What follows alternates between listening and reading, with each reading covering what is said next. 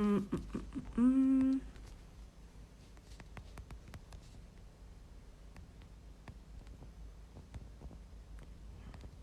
Oi, gente.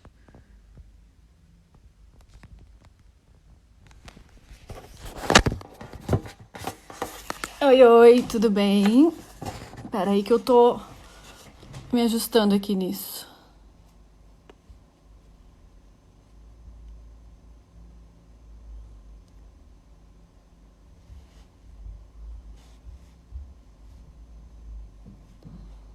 Ok. Nova nisso, tudo bem? Vamos esperar a galera entrar um pouquinho. A gente tá Oi, live. Oi, conseguimos. foi. Lídia, tudo bem? E aí, tudo bom? E aí? Tudo jóia? Tudo Para quem não, bom? para quem não me conhece, eu só vou me apresentar rapidinho, porque essa é a primeira vez que eu tô live. O meu nome é Thaís Mendes, eu sou a criadora da Squad, eu sou a diretora da Squad, e hoje eu tô conversando com a Lídia Caldana, que é modelo da Squad, mas isso é só uma das coisas que ela faz, não é praticamente nada comparado com o resto. É, e, e a gente vai trocar uma ideia sobre futurologia. Vamos lá? Vamos. Eu acho que isso já é muito bom para começar até, né? Mulher tem muito dessa qualidade de fazer várias coisas. Que foi quase um modo que a mulher desenvolveu para conseguir sobreviver. Então, não é porque a gente gosta de fazer tantas coisas ao mesmo tempo, é só realmente como a gente tem que ser para sobreviver mesmo, né? E até que, assim, agora, já nesse tópico de coronavírus, quem está se destacando em termos de liderança são justamente mulheres, Ah, por é? terem tantas essas qualidades de fazerem tudo. Então, prazer estar aqui. Obrigada, Thaís. Te Obrigada a admiro você. muito, foda. Igualmente, igualmente, você sabe. A gente se conhece há alguns anos já, né? É, Então, assim, vamos começar do começo, né? Você tá com a vamos. Squad já faz, assim, alguns anos, desde o começo, né? A Squad começou o quê? Em É, 2016. é. É, e lá no começo a gente tinha falado sobre isso, né? Que a gente não estava começando uma agência de modelo, a gente estava começando um, uma agência onde a gente ia mostrar pessoas interessantes, criativas, que além de modelos, elas faziam outras coisas. Então, assim, você é o pacote total da coisa, vamos dizer assim. Não, acho que tem Você, muita gente legal. com E essa sua certeza. curadoria foda de pessoas que, meu, transcendem qualquer caixinha que exista por aí. Então, É... assim, a tua seleção realmente é outro nível. Ah, obrigada. É Não, mas sério. assim, não, mas não, obviamente, não é nada, eu não, absolutamente, o meu trabalho não é nada sem vocês, entendeu? Eu acho assim, o que eu acho interessante é que uma pessoa como você, por exemplo, usa o lado de modelar como uma parte da sua carreira, da sua personalidade, das coisas que você faz. Então, assim, eu não sei, você considera como se fosse um side hustle, assim, como se fosse side hustle que eu digo assim, tipo, uma coisa que você faz ali quando tá afim de fazer, ou tá interessado, precisa, sei lá, fazer um dinheiro extra, essas coisas. Sim. Porque assim, o que você, qual é o seu título? Futuróloga. Eu Como você acho se denomina? que acho que o centro da minha atuação profissional, da onde vem meu dinheiro, né, vem de ser uma pesquisadora cultural e uma estrategista de futuro, ou futurologista, ou pesquisadora de futuro, enfim. Tem Não é vários futuróloga, é nomes. futurologista, desculpa. Futuróloga, futurologista, tá tudo ali, tá tudo ali. Futurama. E eu acho que a coisa de trabalhar com imagem sempre foi uma coisa que eu gostei, seja atrás das câmeras ou na frente das câmeras, eu sempre brinquei muito com isso. Depois comecei a me aventurar em maquiagem também. Então, meio que veio naturalmente fazer algumas atuações e posar e tal.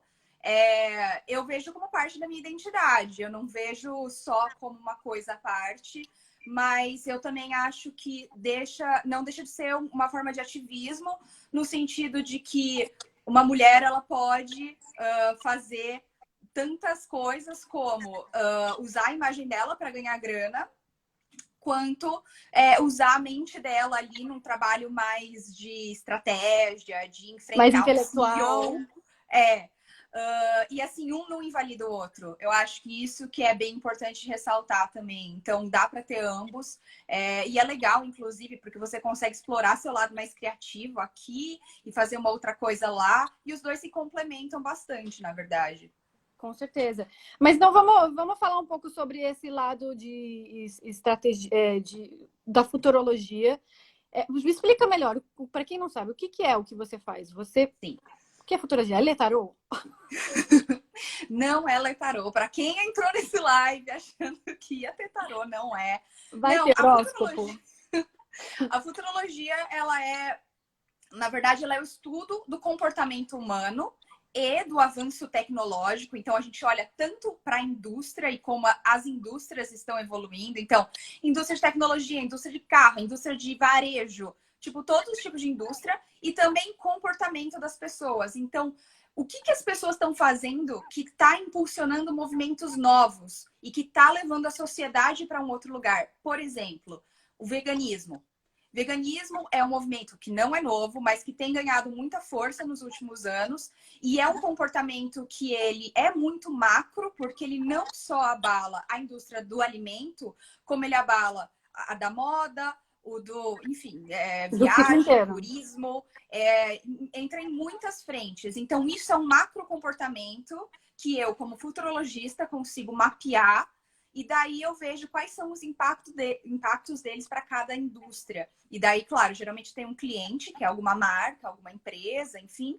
E daí eu vou falando, beleza, baseado nesses comportamentos que eu mapeei, para onde que você deve olhar, como que você deve se posicionar, quais estratégias de mercado você deve ter ou não. Então, o trabalho é basicamente esse, conversar muito com pessoas, conversar muito com especialistas e estar 100% do tempo atento aos movimentos de todas as indústrias. Então, gera um pouco de ansiedade, normalmente, já, porque tem que realmente passar, sei lá, pelo menos umas 4 horas do dia lendo sobre absolutamente tudo, em quantas línguas mais possível. Então, é basicamente isso que eu faço. Tá.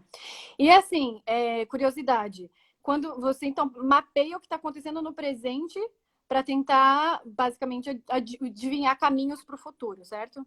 Você chega a olhar para o passado, digo assim, para épocas históricas onde aconteceu coisas parecidas? Sim. No trabalho de futurologia, a gente tem várias metodologias que a gente pode desempenhar por um projeto. Sempre vai de uma questão ali de orçamento do cliente. Mas em um projeto mais completo possível, a gente tem uma metodologia que ela trabalha uma dimensão mais sócio e histórica daquele tema que a gente está explorando. Então, por exemplo, se a gente está falando de educação, digamos que agora seria educação online. A gente dá um passo para trás e fala, tá, como que a educação evoluiu ao longo do tempo? E aí a gente tem algum recorte, geralmente. Será que é de acordo com tecnologia? Então houve um avanço tecnológico, mudou para esse lado. Houve outro avanço tecnológico, mudou para esse lado. Será que o significado da educação mudou ao longo dos últimos 500 anos? Provavelmente sim. E isso é uma coisa que é muito legal a gente ter a perspectiva para, de repente, ou resgatar, que às vezes o significado deve ter ficado muito longe e a gente deve querer reaproximar, ou para, enfim, saber e construir em cima disso. É sempre importante. Então, a gente consegue ter um pouco de visão de tudo. Passado, de presente, quando a gente fala com o consumidor. E daí, especialista, geralmente, ele dá uma visãozinha já de futuro, que daí a gente consegue trabalhar e dar um passo para frente para fazer futuro mesmo. Entendi. Então, a gente pode dizer que na futurologia você também estuda história, vamos dizer assim. Sim, muito. Então, muito. assim, a minha questão agora é assim, nesses últimos meses que você trabalhou, final de 2019 para agora começo de 2020, você preveu essa pandemia? Ou esse mundo de pernas pro ar que aconteceu nos últimos 2 meses? Sim. Cara, não. Sinceramente, assim, até janeiro, fim de janeiro, enfim, tinha bem pouco indício do tamanho dessa pandemia, até de que ela iria de fato chegar, sair da China, enfim. Então, assim, a gente sabe que as fontes oficiais de governo já estavam avisadas, mesmo em dezembro do ano passado já sabiam, e foram ignorados, mas a população mesmo, e eu, inclusa nisso, não tive acesso a essa informação O mundo até inteiro, realmente né? quando o negócio começou a pegar. Até teve uma coisa interessante que foi, em dezembro, eu fui jurada de um congresso mundial de mobile, que acontece em Barcelona. E eu estava analisando, eu tinha que analisar várias iniciativas de empresas para dizer qual que ia receber a premiação. Era uma avaliação focada em tecnologia do futuro. E daí uma delas, inclusive, que recebeu a premiação é da KT, deixa eu pegar aqui, é KT Global Epidemic Prevention Platform. Então, enfim, é uma empresa coreana que em dezembro já tinha lançado essa iniciativa de monitoramento de pandemias globais. Nossa, cara. E através de, claro, rastreamento através de celular e uso de dados pessoais. Então, sempre tem uma questão ali que esbarra na privacidade. Mas, enfim, ela conseguia identificar quem tinha viajado para áreas que tinham, seja Zika vírus, seja, enfim, qualquer outro que fosse do momento, que continua existindo. Porque nessa época já estava rolando, né? A epidemia lá em Wuhan, não é? Exato, sim. Então, assim, já em dezembro tinha essa iniciativa da Coreia, que foi super legal, e acho que uma das grandes diferenças da Ásia, não todos os lugares, mas China e Coreia, principalmente em relação a Brasil e América Latina, é que eles usam e abusam das tecnologias que eles têm para controlar, para monitorar e tomar medidas em cima disso, né? Então, a gente aqui, eles usam a nossa também, o governo brasileiro monitora o nosso movimento e a nossa adesão à quarentena através do nosso celular, mas eles não estão ainda usando isso de uma maneira que possa beneficiar a nossa situação de quarentena, como é na China e na Coreia. Entendi. Eu acho assim, esse é um papo que eu quero muito entrar, muito em breve agora, até porque, assim, a gente está falando sobre monitoramento através do celular, que significa data tracking, né? Tipo, você tem que aceitar esse tipo de iniciativa e fazer Não parte. Necessariamente. Então, eu queria. Acho que a gente tem que até conversar sobre isso. O que significa isso, né? Porque é uma coisa que é necessária para monitorar a pandemia e poder rastrear o que está acontecendo, mas ao mesmo tempo eu acho meio. Não sei, eu fico meio com medo disso, entendeu? Porque ele é um tipo de controle, não é? Não sei, claro. O que você acha disso? Mas antes, você quer entrar? A gente pode entrar nesse assunto agora, mas o que você acha? Vamos, bora. Vamos. Não, sim, total. Putz, um dos meus focos ali, eu tô fazendo mestrado, então um dos meus focos é em cidades do futuro, cidades inteligentes. E uma das grandes questões que a gente analisa é o que significa ser inteligente? O que é uma cidade inteligente? Ou será o que é um cidadão inteligente? É um cidadão que é conectado à tecnologia? Ou será que é um cidadão que preza pela democracia? Ou será que é uma cidade que dá acesso às pessoas, aos recursos? Então, assim, inteligente é uma palavra super X que pode ser qualificada de qualquer jeito. Então, enfim, todo mestrado ele gira bastante em torno disso, que é super legal, porque durante o coronavírus a gente tem analisado cidades e como elas respondem se é inteligente ou não. Tem a ver com inteligência artificial, você está falando também, né? Em relação, assim... Pode ser. Eu digo assim, o uso da inteligência artificial, ela pode trazer esses benefícios, mas vocês falam sobre consequências? Que tipo de consequência pode ser?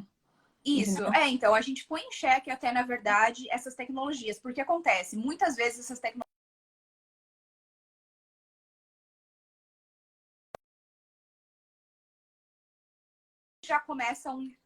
aí já começa um dos problemas. É uma empresa privada que está por trás, ela está a fim de algum lucro.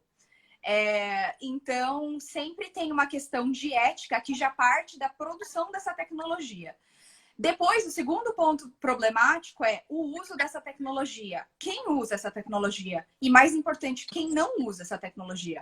Quem tem um smartphone? Quem não tem? Quem tem um plano de celular? Quem não tem?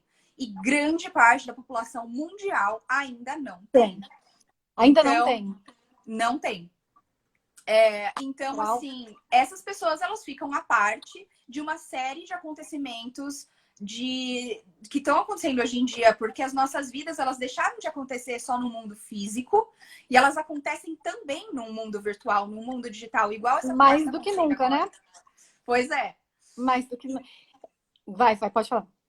Até que, assim, existe uma coisa no Estatuto da Pessoa Idosa aqui do Brasil, que a inclusão digital é um direito do idoso, porque o digital ele é entendido como uma parte fundamental da vida social de uma pessoa.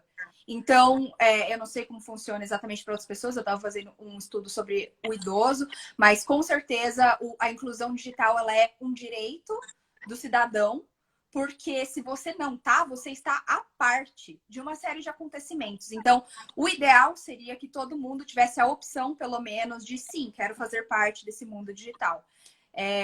Enfim, então assim, o que acontece? Tudo isso, o meu celular veio de uma marca, de uma empresa privada. Meu banco de dados, ele é de uma empresa privada também. Então, quem está controlando, quem está administrando e estão usando para quê esses dados? É de fato Exato. para o bem da sociedade? É. Então, isso tudo é muito complicado. Então, essa é a minha questão até, que eu falei que eu fico com um pouco de receio em relação a esse monitoramento através da pandemia, porque, assim, lá em 2003, quando teve a guerra do Iraque, e, enfim, me lembra muito dessa época de antiterrorismo, entendeu? Onde várias leis foram passadas em vários países para poder parar a pessoa na rua e procurar, e search, como fala, ela revistar a pessoa, enfim, um policial pode atirar. É uma coisa assim que ficou de resquício daquela época do alerta terrorista, e que agora pode ser um alerta Covid, sabe? Que pode virar isso, onde você tem que saber assim, que pessoa que tem, que não teve, quem que vai ter o vírus, quem não teve, como é que eu vou saber, como é que eu vou interagir com essa pessoa ou não, entendeu? Então, isso é uma coisa que eu acho que é só o começo, vamos dizer assim, de Sim, um nos mundo novo. Estados Unidos já aumentou muito o preconceito e a discriminação contra pessoas asiáticas. Porque existe todo um discurso nos Estados Unidos, principalmente por parte do presidente, de que é um vírus chinês e de que o vírus foi propositalmente implantado e disseminado por todo Sim, mundo. sim, sim, sim. Então, assim, existem já casos de agressão na rua de pessoas asiáticas Pelo fato por causa do de... coronavírus. Então, é realmente bem triste ver que está rolando isso. Não só isso, como até as medidas de contenção da contaminação, muitas vezes elas, assim como você estava falando, elas lembram a gente de um passado de ditadura e repressão, que, por exemplo, aconteceu na Argentina e no Brasil, em que as pessoas elas perdem algumas liberdades e muitas vezes vão até para a cadeia. Então, a Argentina ela estava mandando pessoas para a cadeia que desrespeitassem as leis de quarentena. Então, Sim. muitas pessoas foram presas. Em vários países, né? Vários países, exato. Então, isso realmente é uma linha que é da ética. Não, então esse é um momento crucial, eu acho assim. Então, a gente pode considerar que nos últimos 2 meses o mundo mudou completamente pós-vírus. Acho que a gente pode concordar nisso. Qual é o impacto que isso tem no teu trabalho, por exemplo? Que agora você, por exemplo, eu lembro que a gente conversou, não sei se foi ano passado, enfim, você estava mapeando o futuro da influência. Sim. Lembra? Sumiu. O que você previu lá mudou completamente agora? Tipo, você vai ter que começar do zero e pensar assim, agora o mundo começa, tipo, a gente deu um reset agora e falar, vamos começar do zero de novo. Eu acho que de várias maneiras o coronavírus, na verdade, ele está acelerando inovações que já estavam para acontecer há muito tempo. Então, quando a gente fala de marca, a gente está ou você vai se adaptar agora e virar digital, ou você vai morrer. E já tem muitas empresas falindo. E às vezes até empresas digitais mesmo, nativas digitais, estão sofrendo consequências. Eu sei que o Airbnb teve uma demissão aí em massa, e o Airbnb é uma empresa digital, né? Mas, claro, depende muito do físico. Então, Ah, por causa né? da hospitalidade, né? A empresa Exato, a qualquer hospitalidade foi indústria diretamente também. afetada. Então, Ah, assim, de várias maneiras, tudo que na verdade eu já impulsionava, que era um belo equilíbrio entre o online e o offline, está sendo agora mais necessário do que nunca. Só que, infelizmente, por um motivo meio chato, né? sim, sim, sim, sim. Mas então, assim, o que eu queria entender agora, considerando que o mundo mudou muito, porque a gente agora sabe que várias coisas que não era possível pré-coronavírus é possível agora. Por exemplo, trabalhar de casa. Muita gente, né, muitas empresas, muitas corporações, muitos governo achava que não era possível e é completamente possível trabalhar de casa. Pós-quarentena, você acha que as pessoas não vão querer voltar a trabalhar? Já tem essa conversa, né? Enfim, é possível ser produtivo de casa. Sim, legal. Não, eu vou fazer um pequeno contexto e daí eu respondo isso. Eu acho que a gente tem, primeiramente, uma notícia boa e uma ruim, vai. A gente tem uma notícia ruim que é o período da quarentena, isso que a gente está vivendo agora desde, sei lá, 24 de março aqui no Brasil. Esse período que eles falavam, vai por mais 3 semanas, agora vai por mais 2, nananã. Infelizmente, vai rolar por muito mais meses do que vocês estão pensando, do que estamos todos pensando. E isso, assim, a gente já pode observar com outros países que já tinham encerrado o número de casos, estão voltando a ter casos e voltando a se fechar. Então, a gente vai ter muito mais um período de ioiô, de tentar abrir e voltar a fechar, tentar abrir e voltar a fechar, que vai ser um longo período de adaptação até que a gente tenha uma vacina que consiga, de fato, conter caso exista um novo caso de coronavírus, e isso pode demorar até 2 anos para acontecer. Então, primeira notícia, ela é ruim. A gente vai ter um período igual a isso que a gente está vivendo por muito mais tempo. Mas a notícia boa é, o ser humano ele é extremamente adaptável. Ele se adapta muito mais fácil também Com do que a gente certeza. acha. Então, É que está assim, sendo provado agora, né? exato, tipo, 3 meses atrás era impensável as pessoas ficarem 100% do tempo dentro de casa. E trabalharem, e comerem, fazer etc, etc. E a gente está fazendo. Então, o que acontece? Existe um período de adaptação que a gente passa. Então, no começo rola aquele choque, rola frustração, rola até uma negação. E aí depois a gente vai se adaptando, falando, quer saber? Até que dá para eu fazer um rango, até que eu tô conseguindo me virar, nananã. E depois, quando a gente passa depois de um período mais longo, vivendo desse jeito adaptado, a gente de fato se transforma. E aquilo é incorporado na nossa rotina, mesmo que a gente não precise mais dessas restrições. Então, eu acho que isso traz a oportunidade de muita coisa positiva e progressiva ficar para sempre nas nossas vidas. Então, eu sei de empresas que já falaram que não vão mais voltar a ter escritório. Não teve o Twitter que anunciou, acho que até foi hoje, que vai ser work from home para sempre. Total, isso. Eu sei que o Google também já não tá mais, ia lá contratar não sei quantos espaços de escritório, já não vai mais contratar mais. Então, assim, com certeza, muitas, muitas, muitas empresas não vão mais voltar a ter o formato que tinham antes. E provavelmente várias das outras vão flexibilizar muito mais. Isso é ótimo, né? Vamos eu acho que isso é positivo. Tem seus desafios também, porque as nossas casas não foram construídas e não estão preparadas para que a gente viva nela, todos nós, todos os membros da família, 100% do tempo. Então, por exemplo, eu não tenho um escritório em casa, porque eu sempre tive um trabalho. Então, assim, realmente agora quais são minhas prioridades? Será que eu preciso me mudar daqui? Será que vai ser assim para sempre? Então, gera muita incerteza. Mas aos poucos a gente vai começar a entender quais são as dinâmicas e vai conseguir achar um equilíbrio. Essa é a minha próxima questão, então. Sendo assim, que somos extremamente adaptáveis e a gente consegue ser produtivo mesmo estando em casa, você acha que vai rolar um êxodo geral das grandes cidades, por exemplo? Você acha que isso vai mudar o comportamento das pessoas? Fala assim, por que eu preciso estar num lugar como São Paulo, por exemplo, sendo que eu posso morar num lugar com mais natureza? Não sei. Você acha que as pessoas Eu acho que a tendência acho que vai rolar assim de muitas pessoas quererem se afastar dos grandes centros, mas os grandes centros eles ainda concentram várias coisas que são importantes para as pessoas. Então, se você me garantir que lá no interior, não sei da onde, de qualquer estado, vai ter uma internet tão rápida quanto a minha aqui em São Paulo, que vai ter opções de entretenimento que essa cidade me oferece, e etc, etc, beleza, eu considero ir para lá. Vai ter um aeroporto perto que eu vou poder visitar, sei lá.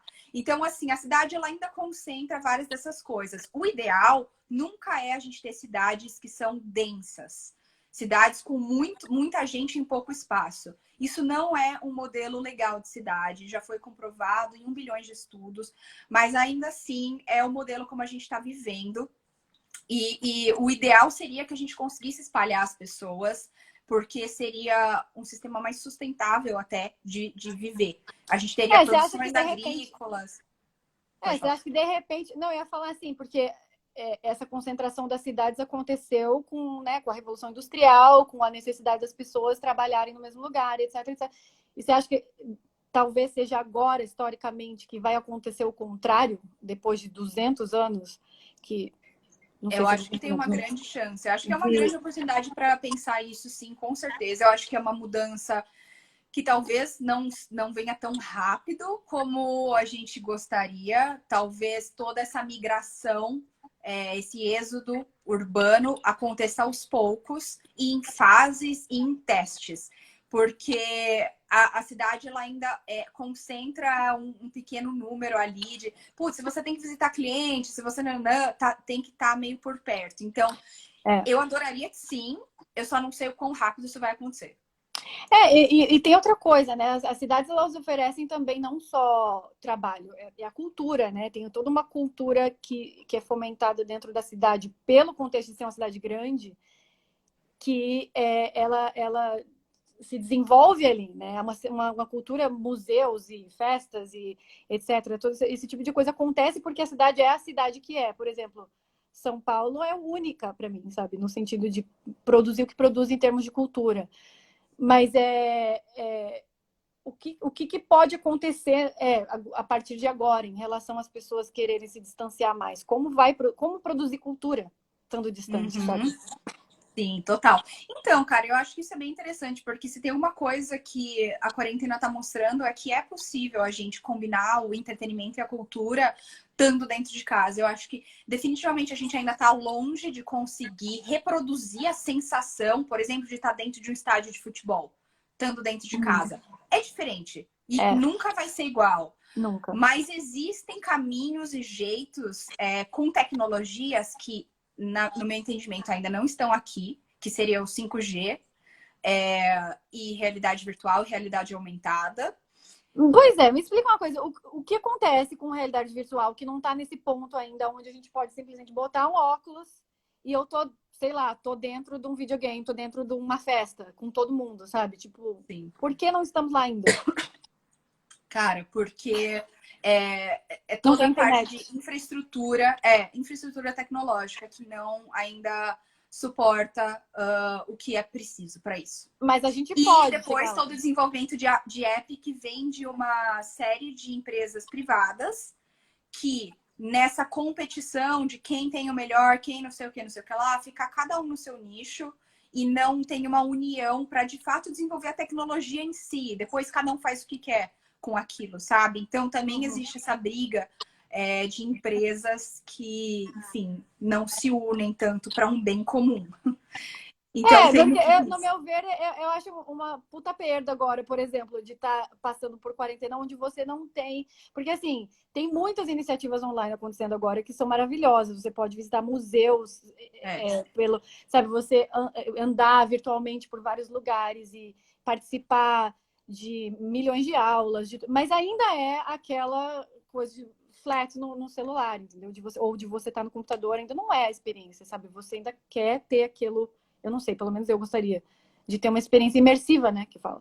Sim, total. Sim. Eu acho que é um passo adiante do que tínhamos, mas ainda vai precisar evoluir bastante. Eu acho que toda essa quarentena ela está impulsionando muito isso. Ela está acelerando uma evolução e uma inovação.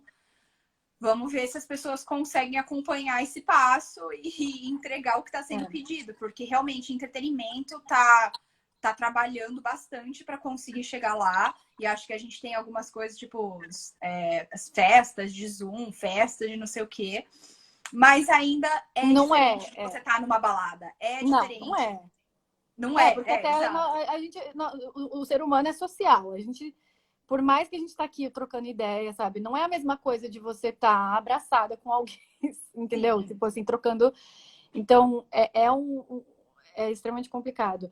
Mas voltando para esse negócio do mundo ter mudado, mais próximo agora daqui da Squad, não exatamente só o que a gente faz, mas qual que é o futuro da influência agora nesse sentido? O que significa ser um influencer? É válido você ser um influencer? Para que, entendeu? Tipo, a pesquisa que você fez lá atrás, o que mudou agora? A pesquisa que eu tinha feito, na verdade, ela foi lançada ano passado, no fim do ano passado. Ela é o futuro da influência. Quem quiser procurar mais, tem um artigo completo no site pontoeletrônico.me, que é o blog editorial da Box 1824. Ela trazia, na verdade, um guia que ela auxilia as pessoas a entenderem o que é a autenticidade e como a autenticidade é demonstrada. Porque a autenticidade, ela não é só uma coisa, seja você mesmo. Não é simples assim, ser você mesmo. Não. Existe uma série de mecanismos que a pessoa, por qual ela tem que passar, que se ela for ela mesma, ela vai deslizar. Porque, por exemplo, eu tô sendo eu mesma hoje, vamos supor. Então, eu tô falando aqui que tem que passar rímel rosa. Só que aí, daqui 4 anos, eu tô sendo eu mesma. Eu já sou uma Lídia mais velha e eu acho que tem que passar rímel azul. Essa inconsistência no tempo, ela já é percebida como falta de autenticidade. As pessoas vão falar, ó lá, tá vendo? Ela falava que Mentira, era rosa, sério? agora ela mudou. Então, consistência é uma das ferramentas que a pessoa pode usar para demonstrar autenticidade. Então, enfim, o trabalho ele falava muito de autenticidade. E outra coisa que ele falava era uma diferença entre influenciadores. Então, a gente tem um mercado inteiro que ele fala que ele é mais para você gerar evidência de um produto ou de uma marca. Então, por exemplo, eu quero que todo mundo fique sabendo desse produto que eu lancei. Eu quero que o Brasil fique sabendo. O que você quer é evidência. Você quer que todo mundo conheça esse produto. Então, será que faz sentido eu trabalhar com um micro-influenciador de 200 seguidores? Não. Faz sentido eu trabalhar com pessoas que têm 6 mil seguidores, não, 6 milhões de seguidores, etc. Porque você está buscando uma outra tipo de métrica, um outro tipo de objetivo. Quando o seu objetivo é influenciar, a influência ela está muito mais na transformação que essa pessoa consegue ter na outra. Então, eu te influencio quando eu transformo o seu pensamento e a sua ação. Então, Ou seja, tem a ver com confiança, tem a ver com você... Tem muito. Ou com você se identificar com a pessoa, com ela ter participado do teu mundo, vamos dizer assim.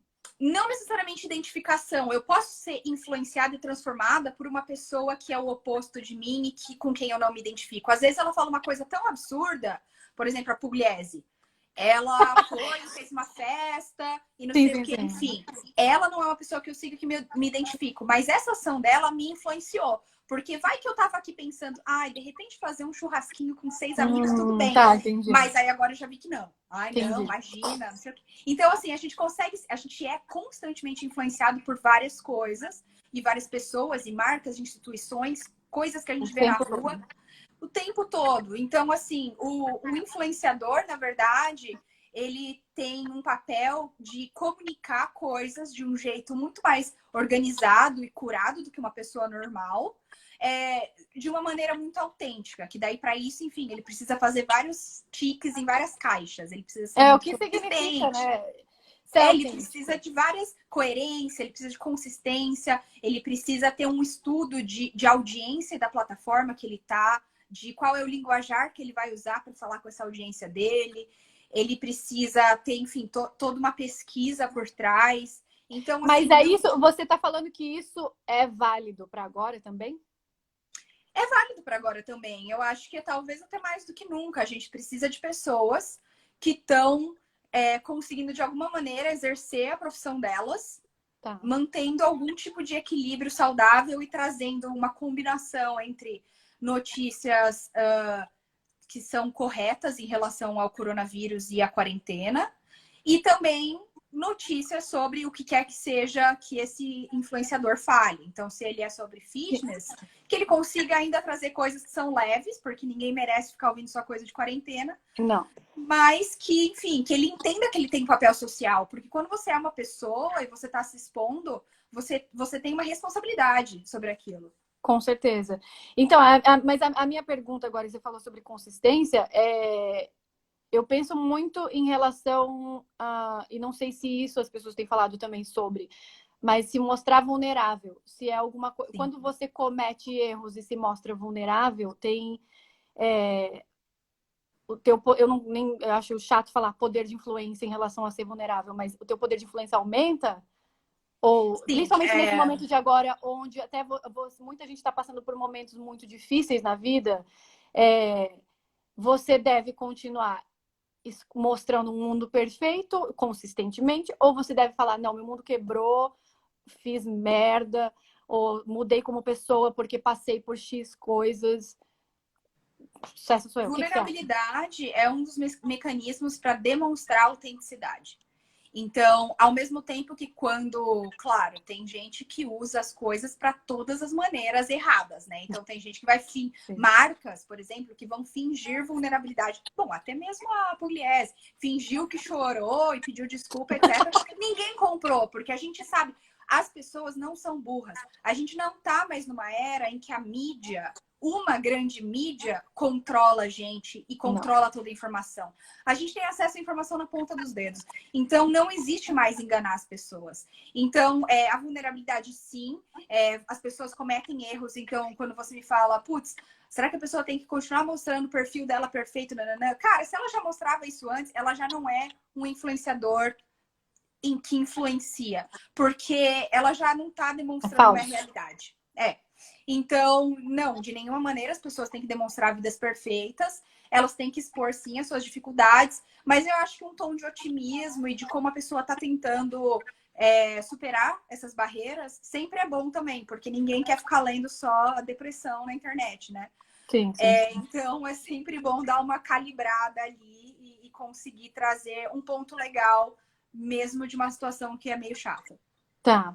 E assim, continuando nesse negócio de influência, porque no fim das contas o papel do influencer é vender coisas. Você acha que os hábitos de consumo das pessoas estão mudando por causa do Covid, pós-Covid, pré-Covid era uma coisa, pós-Covid é outra, elas estão questionando a maneira como elas consomem, elas estão reavaliando, falando assim, cara, no mundo onde, sabe, perdi pessoas, não sei se vou morrer amanhã, não sei o que, entendeu? As pessoas vão falar assim, para que eu vou comprar isso? Ou para que eu vou consumir esse tipo de coisa? O que acontece agora? Como vai ser a partir de agora?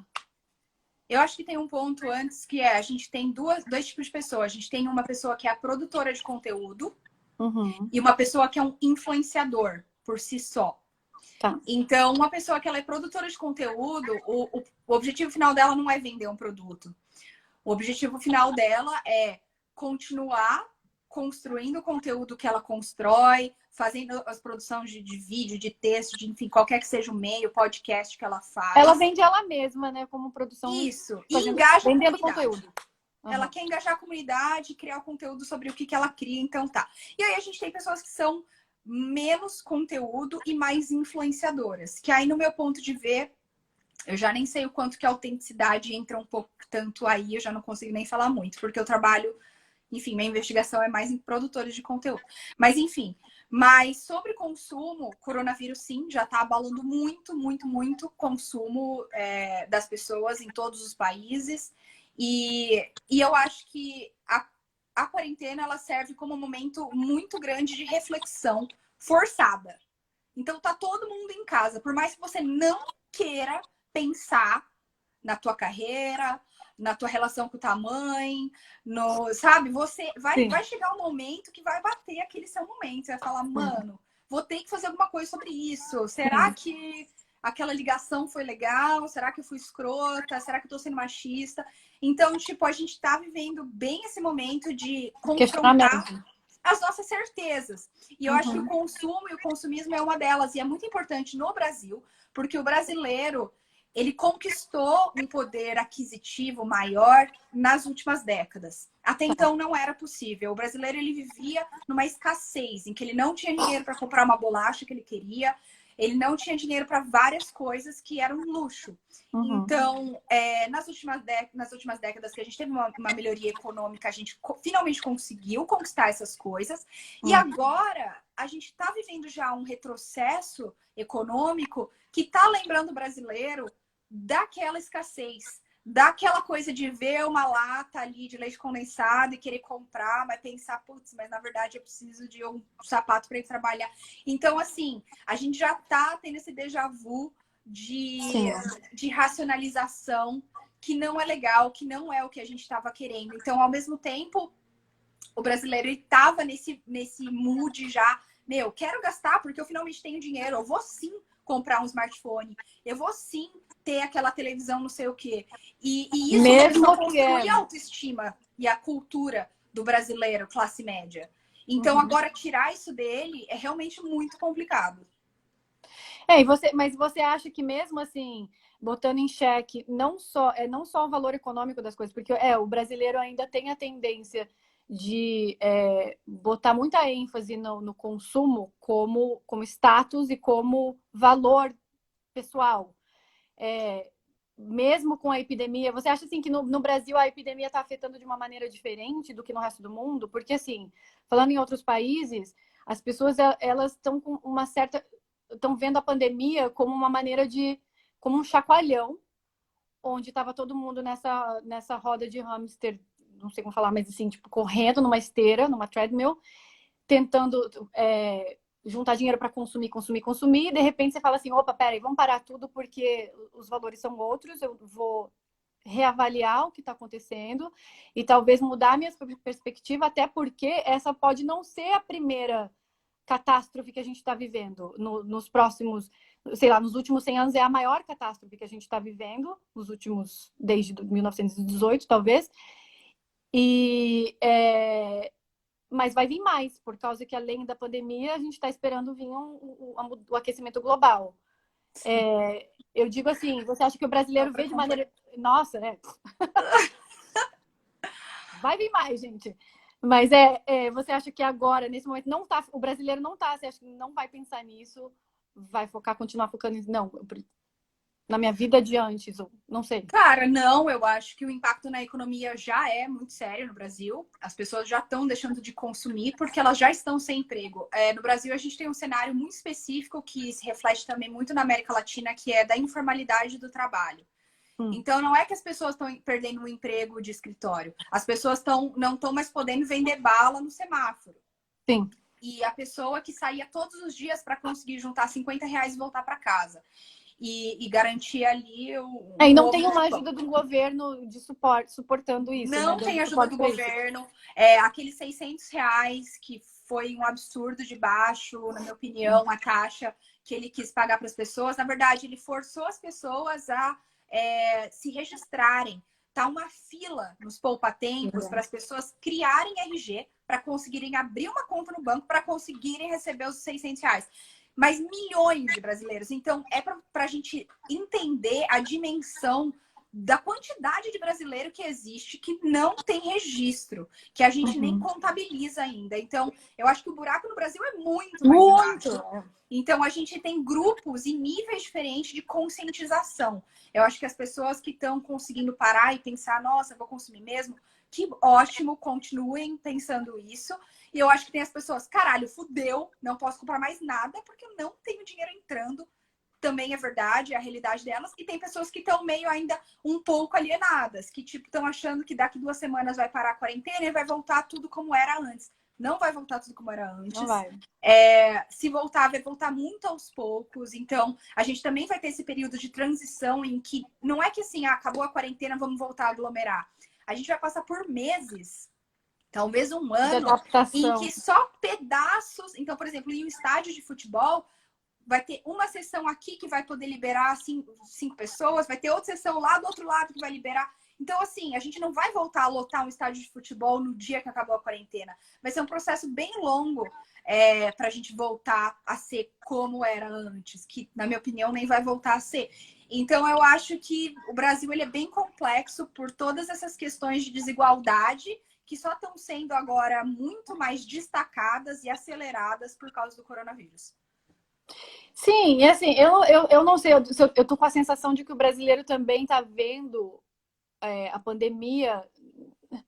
Posso estar completamente errada, mas assim, não tá com tanto medo da pandemia como outros países têm. Eu digo assim, no sentido assim, é uma doença que vai devastar o país completamente, ou é uma doença que tá assim, tipo, na competição com a dengue, com todas as outras que já tem, porque o Brasil tem um histórico realmente de doenças, e que vamos seguir do jeito que tá, entendeu? Tem essa visão? Existe isso porque, de novo, voltando para essa massa da população que depende dos R$ 20 diários ali, ganhados de uma forma informal, são pessoas que já não têm mais muito a perder nesse sentido. São pessoas que já arriscam a vida dela todos os dias, no trânsito, enfim, em situações precárias de saúde. Então, o brasileiro, de certa forma, ele já tem um pouco dessa mentalidade, não tenho muito o que perder, porque eu já tô numa merda. E é verdade. É um país em que a gente tem uma infraestrutura básica muito baixa. As pessoas não têm acesso à água. Então, como você quer que as pessoas lavem a mão várias vezes por dia? Então, assim, acesso à saúde. A saúde no Brasil, graças a Deus, a gente tem o SUS. Mas, mesmo assim, os melhores, enfim, atendimentos de saúde são privados. Quem que tem direito? Quem que consegue pagar uma saúde privada? Então, eu acho que o brasileiro ele já vive muito nesse nível abaixo, assim, que ele fala, cara, é isso, entendeu? Eu vou ter que me expor. Não tem escolha, tem que seguir. Se não for isso, vai ser bala. Se não for bala, vai ser dengue. Então, existe um pouco, sim, dessa mentalidade. Sim, é de seguir, simplesmente vamos. Então, assim, então a gente pode pensar que, concluindo esse lado de pós-mundo Covid em relação ao Brasil, e principalmente em relação a uma geração mais jovem agora, que é mais digital, que é mais voltada para esse mais adaptável, vamos dizer assim. Você acha que essa geração vai pensar em como se, não sei, como assim, como ter uma carreira mais multifacetada, ou como, não estou falando assim geral, estou falando assim, pessoas que estão querendo se adaptar para um mundo novo. Uhum. Existe uma outra maneira de trabalhar essa questão, ou tá entendendo o que eu tô falando? Desculpa, acho que eu dei uma super volta gigante. Em questões de trabalho. Cara, o futuro do trabalho eu enxergo de duas maneiras. Eu enxergo pessoas que vão ser extremamente especialistas, que é, por exemplo, o meu caso. Eu faço um negócio, tipo, micro, assim. E pessoas que são generalistas. Tá. Então, pessoas que vão ter habilidades que são muito adaptáveis. Então, a pessoa tanto dá conta de falar com o cliente, quanto dá conta de fazer o orçamento, quanto dá conta de tocar ali o conteúdo do dia a dia do trabalho, quanto dá conta de fazer sei lá mais o quê. Então, a gente vai ter um pouco essa divisão de profissões, de perfil de profissional, que vai ser ou mega especialista ou mais generalista. Então, quem vai se dar melhor? Assim, na tua visão, assim, quem vai se dar melhor? Você sendo super especialista, precisa ter side hustles.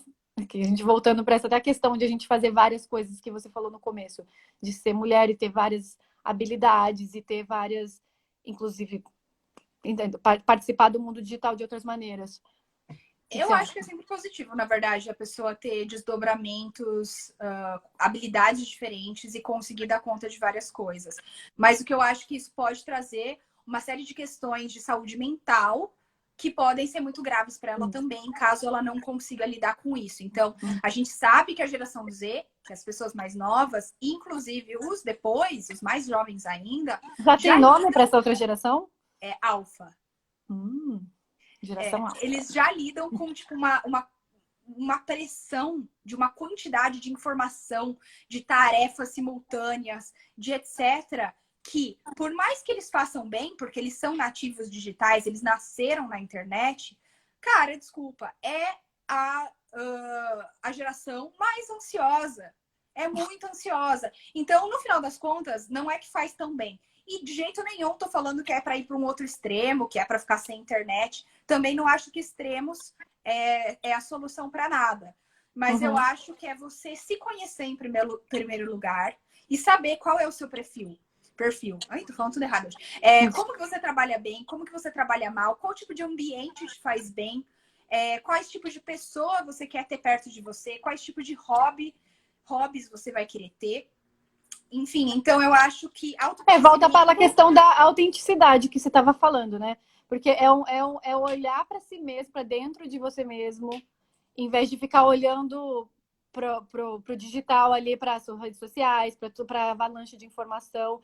Total. E prestar atenção em tudo, porque a gente tem essa tendência de se perder muito, né? Então, sim. Você acha assim que as pessoas, ela, obviamente, linkando agora com esse mundo pós-Covid, que a gente está super digital, voltado ali para tudo funciona nas telas da vida, as pessoas vão ficar...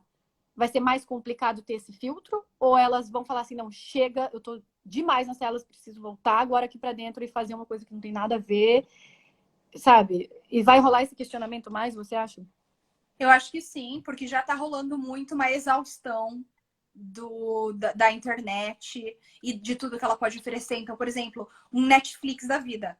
Ele não foi feito para uma pessoa ou para, sei lá, 5 bilhões de pessoas passarem o dia inteiro na plataforma assistindo tudo de cabo a rabo. O Netflix não foi feito para isso. Tanto é que eles, sei lá, já vai acabar o conteúdo deles, porque eles não estão podendo produzir conteúdo novo. É mesmo. Certo, porque eles estão de coronavírus. Então, assim, e a mesma coisa para Instagram, e a mesma coisa para notícias, etc, etc. Chega uma hora que ou a plataforma acaba e se esgota, ou você também fala, cara, não aguento mais ficar olhando foto de gente, foto de cachorro no Instagram. Tipo, isso não tá me levando a lugar nenhum. Sim. Então, assim, eu não acho que a gente precisa navegar por extremos, mas que a gente precisa ter esse autoconhecimento.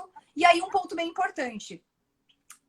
A geração Z, e millennials também, na verdade, eles são muito sobre eles mesmos. Então, mesmo quando a gente tá no digital, é tipo assim, eu tô ganhando like ou não, por mais que a gente não tenha mais a contagem de like, a gente sabe mais ou menos.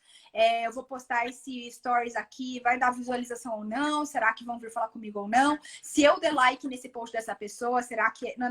Então, tudo sobre a gente, sim, tá? E, tipo, isso é muito problemático. Eu acho que o que precisa acontecer é justamente o contrário. A gente precisa ter um olhar e um pensamento coletivo. Então, para um pouco de bitolar em você mesmo e vai fazer alguma coisa pelo outro. Sim, tipo, sim, vai, sim, sabe? sim. Tipo, tem aí várias questões que estão precisando de ajuda. A gente está precisando de ambientalismo, a gente está precisando de muitos esforços na frente de direitos de gênero, de raça, de LGBTQIA+. Sim. Enfim, tem muita coisa acontecendo. Pra sair só do consumo. Porque isso... E porque isso está linkado com o consumo, né? Se a gente fica prestando atenção só no comprar, consumo, você fica voltado só para você mesmo também. Sim. E não tem esse link que eu acho assim, uma das coisas que eu me toquei, porque eu não sou uma típica usuária millennial, geração Z, etc, de internet, né? Eu sou muito mais reservada. E a maneira como eu consumia a internet era diferente, mas no sentido assim, agora pós-Covid, eu acho que finalmente a gente está usando a internet de uma maneira construtiva, sabe? Onde tem muita gente se ajudando, tem muita gente ensinando, tem muita gente espalhando conhecimento, muita gente querendo entender comportamento humano, que não é só essa passada de beleza, sou isso, sou aquilo, me admirem, sabe?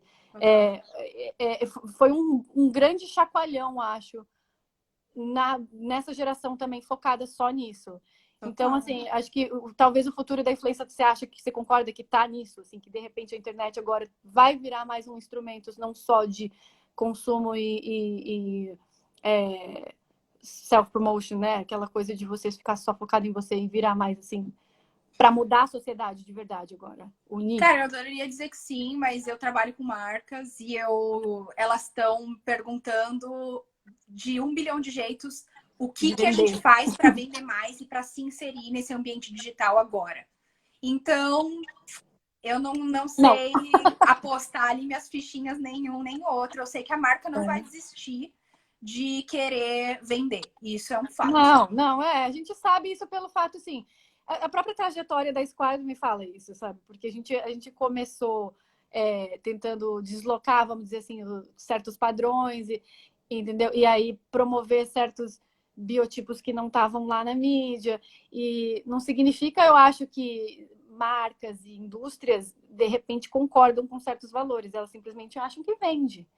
Então, é complicado. Talvez, assim, na minha visão, eu adoraria que esse momento fosse como um pós-guerra, onde tivesse assim, o mundo parou aqui, começou de novo e vai ser melhor. Também não sei se pós-guerra foi uma coisa que melhorou o mundo, né? Mas, onde a gente tá, né? Mas vamos ver. Mas, assim, quais são as chances disso acontecer, né? Putz, eu acho que, primeiramente, cada um tem muito que fazer a sua parte e entender o momento que a gente está vivendo, que está sendo difícil para todo mundo. Então, parar de achar que só você está de saco cheio de ficar em casa, parar de achar que só você está sem trampo. E eu acho que botar os esforços para pensar num bem coletivo e em criar iniciativas que sejam legais, que sejam positivas e que ajudem todo mundo a junto passar por isso da maneira mais rápida possível, que ainda vai custar um pouco para acontecer. Então, esse é um lado positivo, né, de tudo isso. Super. Talvez as pessoas vão pensar mais nisso.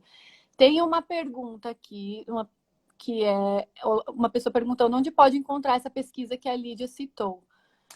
Você citou a pesquisa da influência. Isso, é no site que chama pontoeletrônico.me. Ele é o blog da Box 1824, que é uma empresa de pesquisa e tendências onde eu trabalhava. Tá. Então, a gente está quase acabando. Sim. Adorei conversar com você. Também. A gente falou sobre muitas coisas que não tem a ver com a carreira de modelo. Que bom! Né? Tava na hora. Espero que tenha interessado a galera, que tenha sido útil. Com certeza. Tem, assim, só para encerrar agora, pessoas que querem trabalhar com o que você faz. A pergunta que tem feito Inclusive, durante a quarentena, muita gente tem entrado em contato comigo para me perguntar isso. Estou querendo mudar de carreira. Como que eu faço? Cara, primeira coisa, é uma indústria extremamente nicho, tá? Então, existem pouquíssimas empresas no mundo que fazem isso. E existe um porquê. Existe muito pouca demanda para esse tipo de projeto. Os clientes, as marcas, elas não querem pensar a longo prazo. Então, existindo pouco projeto... Não querem pagar para isso, né? Exato. Então, existindo pouco projeto, existem poucas empresas, consequentemente, muito poucos trabalhos na área. Para quem quiser, enfim, ler um pouco mais, saber um pouco mais, acho que nos meus stories, nos highlights lá, nos destaques, tem um pouco de trajetória que pode ajudar, mas eu diria, seja uma pessoa extremamente curiosa, interessada, leitora e que saiba escrever, porque tudo isso já ajuda muito. E para exercitar um pouco de tendência futuro, pensa em uma tendência sua, uma coisa que você está observando, um tema que você está observando, sei lá, alimentação saudável, o que quer que seja, mobilidade urbana, enfim, investiga esse tema. Você vai investigar esse tema fazendo várias metodologias, pesquisa por computador, entrevistando pessoas. Se você conseguir entrevistar um especialista, manda um e-mail, sei lá, às vezes as pessoas te respondem. E aí, a partir disso, você monta uma análise e todo um relatório ou um artigo em que você vai estar exercitando isso. Então, isso já é um grande começo. Basicamente, você tem que ser uma pessoa extremamente curiosa. Sim. E extremamente investigadora. Basicamente. E não ter medo de trabalhar muito. Exato. Porque eu sei que você trabalha que nem... Eu não paro. Não paro muito. Que ótimo. Então é isso. Eu adorei conversar. Vai acabar aqui, no último minuto. Vai. Beijos. Obrigado por quem acompanhou. Valeu. Foi Valeu ótimo. demais, gente. E qualquer dúvida, depois mandam DMs Não sei, a gente talvez responde. Beijo. Beijo. Meu. Tchau. Beijo. Tchau.